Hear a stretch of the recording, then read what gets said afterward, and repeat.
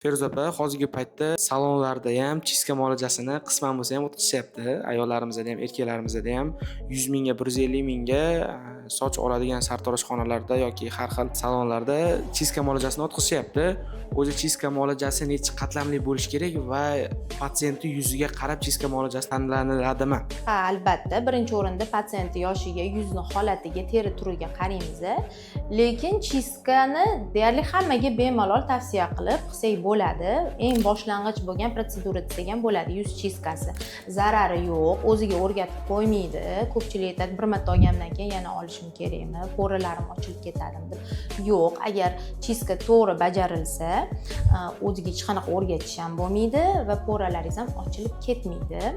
Endi o'sha salonlarda o'tkazilayotgan protseduraga keladigan bo'lsak, bilmayman u qanaqa holatda bo'ladi. Birinchi o'rinda sterilnost bo'lishi kerak, обязательно. Chiska jarayonida, demak, qo'llaniladigan asbob-uskunalar, hamma narsa sterilniy bo'lishi kerak. To'g'risi bilmayman, men hayron qolaman, qanaqa qilib ishonib odamlar shunaqa salon krasotiylarga borib, qo'rqmasdan yuzligini topshirib, shunaqa chiskalarni qildirishadi. Bilmayman, har xil kasalliklar yuqishi mumkin, har qanaqa holat bo'lishi mumkin. Eng asosiy chiskada nima bo'ladi?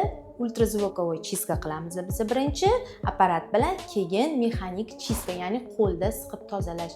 Hech qaysi natija, mana shu imенно qo'lda siqib tozalashdagi natija bermaydi. Boshqa ming apparatlaringiz ham bunaqa natijani ko'rsatib bera olmaydi. Shuning uchun chiskada обязательно mexanik chiska bo'lishi kerak. Buning ichida yana endi po'ralarni yopadigan maskalarimiz bo'ladi, pilinglarimiz bo'ladi, karboksiterapiyamiz bo'ladi chiskani ichida. Oxirida SPF krem bilan surib tugatamiz. Mana shu chiskaning eng asosiy etaplari hisoblanadi.